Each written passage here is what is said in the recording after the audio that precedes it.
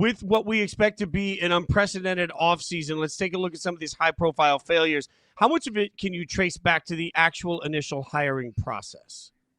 Yeah, it's always hard to go back and look and say, why did they not get this right or what did they not see?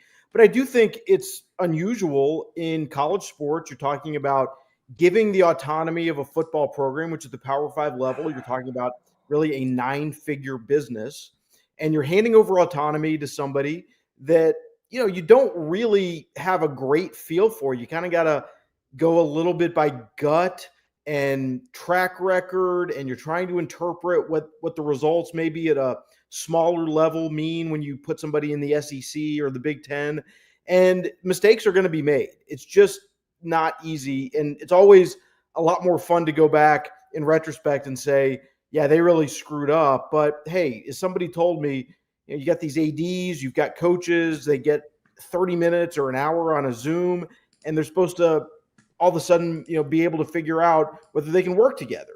And business doesn't always work that way. Life doesn't always work that way. So there's a little bit art, a little bit science in hiring a coach. And I was just trying to maybe figure out a little bit of where people go wrong in that process.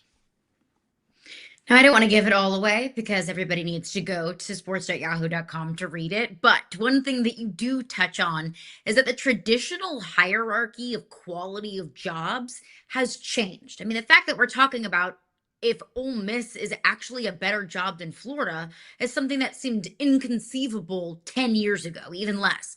So is that all NIL, or what other factors go into what makes a quality job in college football?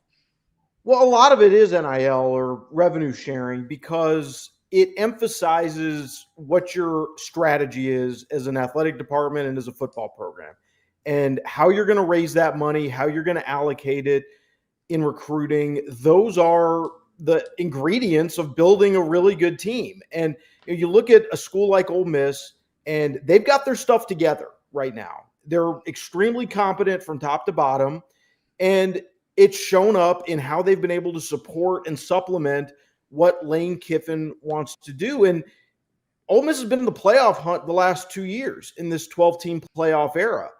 Florida hasn't been, LSU hasn't been. So they're doing something right at Ole Miss that is just beyond sort of what Lane is doing on the sidelines.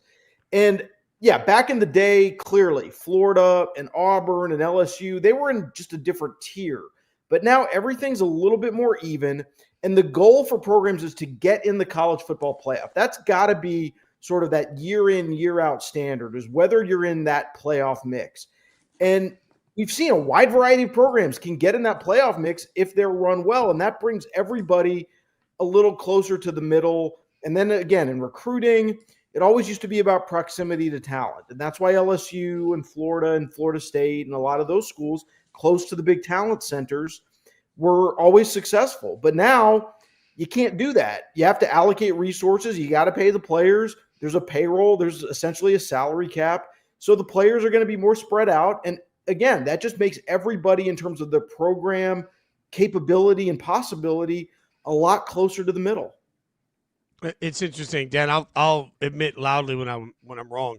I genuinely believed in the modern landscape because of the expansion of the college football playoff and more teams being able to qualify for the playoffs that it would stop some of the coaching turnover. Because the thought is now, hey, you don't get fired just for losing a national championship as long as you make the playoffs. Like I thought it would create more stability. It's done the exact opposite. So I'm totally wrong on that. Brent Key, I want to ask you about because he had some strong statements about not going anywhere, going to continue building at Georgia Tech. I don't know how much we make of any strong statements from any coaches because we've certainly been lied to. But how much of a factor is the path to the playoffs to some of these coaches considering staying or going to different places? Like you can make the argument that you go to a bigger school, it actually gets tougher to get into the college football playoff. Yeah, look, I know Georgia Tech has been very aggressive with Brent Key to try to make sure that nobody poaches him, right? And so that's obviously going to include a conversation about his salary and his contract, obviously. But Georgia Tech's not going to be able to pay as much money as a Penn State or an Auburn just because of the ACC. They don't get that kind of revenue. Georgia Tech's a little bit smaller of a program, okay? Fine. But what they're selling him is, look at this holistically, okay? You're at your alma mater. You're at a place where you fit, where you have demonstrated that you know how to be successful here.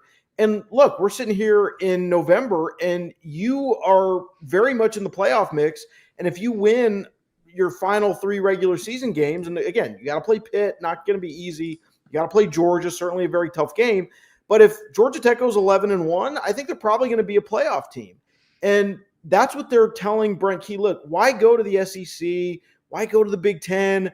It's you got to duke it out with all those schools. And honestly, like, you've got a better shot of making the playoff on a regular basis here because it's maybe not quite as tough of a path. And I do think coaches are sort of looking at that and considering that. And I think that's one factor why you may not have the same kind of movement that we've had in the past from sort of those mid-tier power conference schools to the very, very top.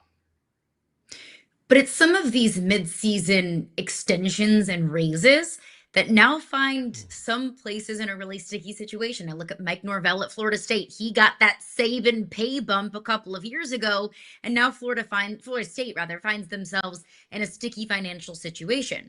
Looking at some of these buyouts, I mean, $50 million for James Franklin, $53 million for Brian Kelly. The $15.4 million buyout for Hugh Freeze at Auburn felt like chump change compared to some of these other buyouts.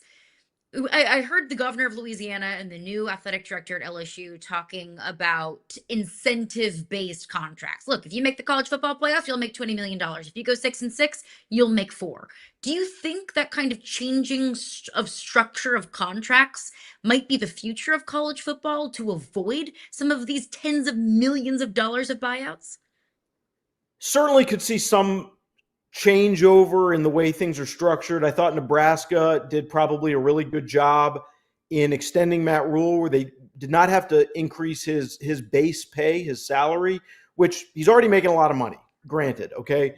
But they gave him extra years. They didn't give him a bump in pay, but they gave him incentive structures where his salary will go up by $1 million if he makes the college football playoff, which for Nebraska, doing so would pay for itself and then some. So that's what I think some schools are looking at as a potential model.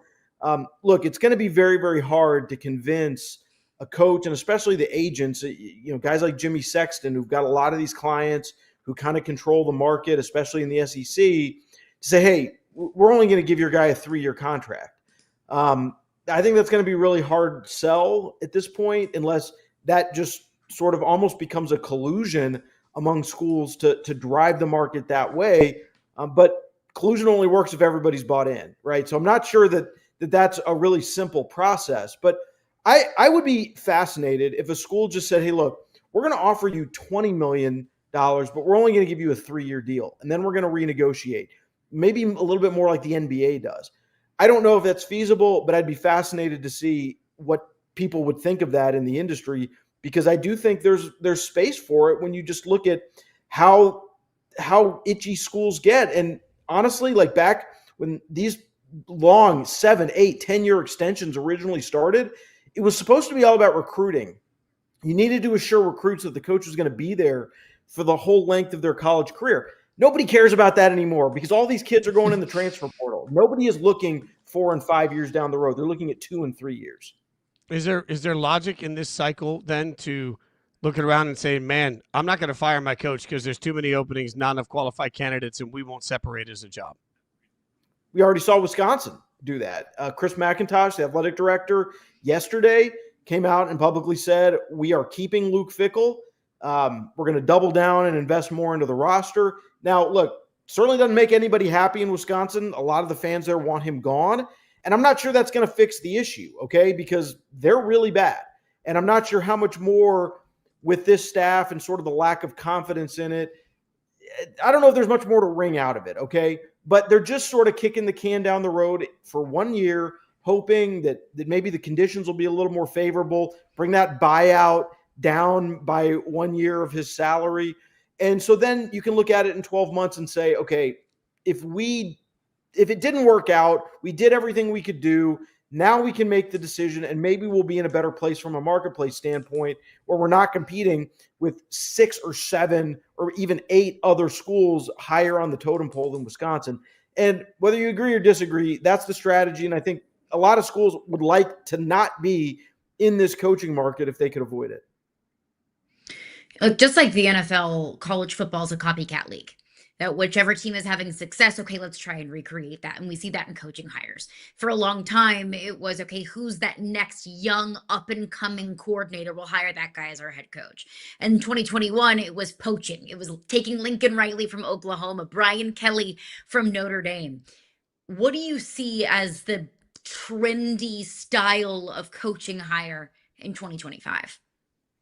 Well, I definitely think people are looking more for, a CEO type, a culture setter, somebody who is going to have, their fingers in fundraising for sure. I mean, that's necessary part of the job right now. Somebody who is going to be out there as the front facing voice and not be shy about, doing a lot of media, generating a lot of attention.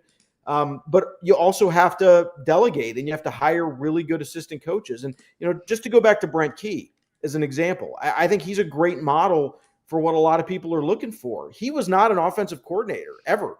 He never called a play. And he's not involved at Georgia Tech in the day-to-day with their offensive, coordinator, their defensive coordinator. He's not in the muck looking at scheme and strategy.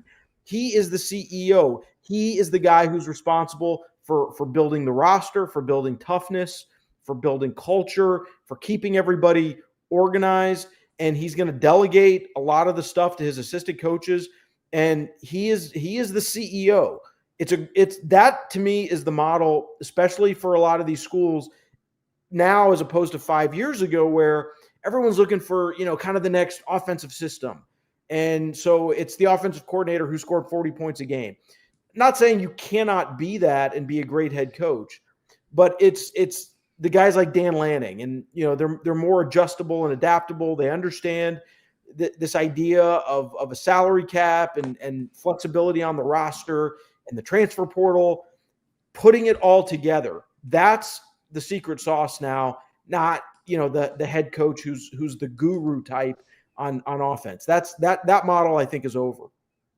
Before we get you out of here, Memphis Tulane face off tonight. According to reports, Ryan Silverfield, the head coach of Memphis, is going to be the Arkansas head coach. But we're hearing a lot now for John Summerall, the Tulane coach. It feels like everybody's talking about him as a program savior. Why?